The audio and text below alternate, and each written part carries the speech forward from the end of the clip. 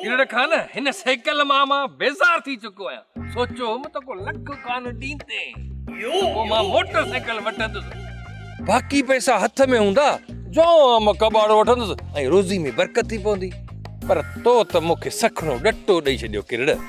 सामण मूं तोखे ॾटो कोन्हे ॾिनो, तुंहिंजो लखो रुपयो मुंहिंजे मथां पको आहे, पर तो जेको वाइदो कयो हो पहिरियों उहो त पूरो कर न। वाइदो? कहिड़ो वाइदो? अरे जॾहिं तोखे पंहिंजो वाइदो ई यादि न आहे त पोइ पुट लख खां बि अथई ठूठो। किरण खान सभु यादि आहे, मज़ाक तो कया मुंहिंजा घोट। तुंहिंजा घोट? हेॾे मां को तोसां शादी थो कयां छा? मुंहिंजो मतिलबु त अदीअ जा घोट। तमामु जल्दी मां तव्हां ॿिनि जूं लाऊं लहराईंदुसि न। यार सावण असां त लाऊं लहूं, पर यार गुलूअ खे केरु राज़ी कंदो?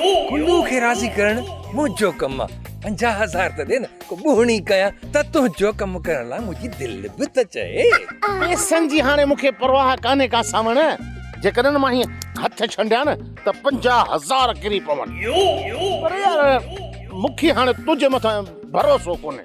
त पोइ हीअं कर, तूं जीअं ई सुहागण जी अॼु राति कचहरी करायां पोइ त 50,000 लहणा। हा सावण, जेकॾहिं तूं अॼु राति तूं मूंखे मुंहिंजे महबूब सां कचहरी कराईंदो न त बसि पोइ सुबुह सां अची 50,000 खणी वञा।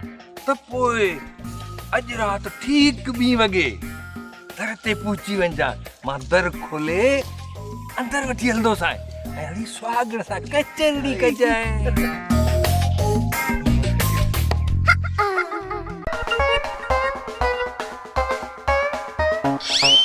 छोरो होश में ई न आहे, पासो करे बीहां त जे ॾिसी वठे न त मथो कचो करे छॾींदो।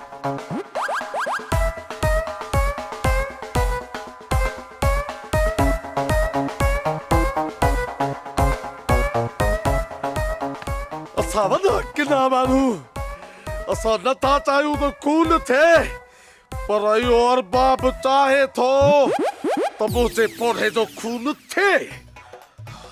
इन जो मक़सदु त मुंहिंजो छोरो अरबाब बि मुंहिंजे माराइण जी कढा।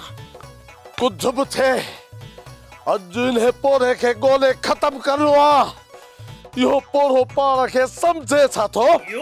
इनखे इहा ख़बर ई न आहे त मां वॾो किनो माण्हू आहियां, किनो माण्हू।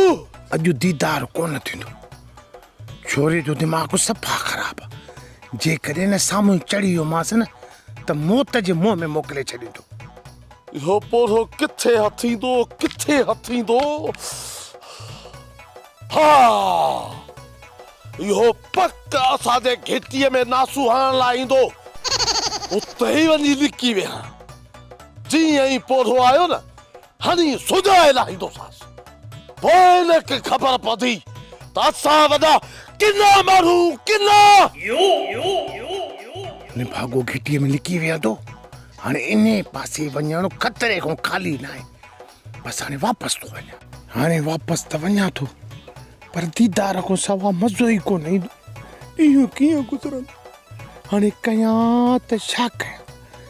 दीदार खां सवाइ ईअं कीअं वापसि वञा? ओ लॻी विया यार ते पहरा, दीदार थींदो अलाए न।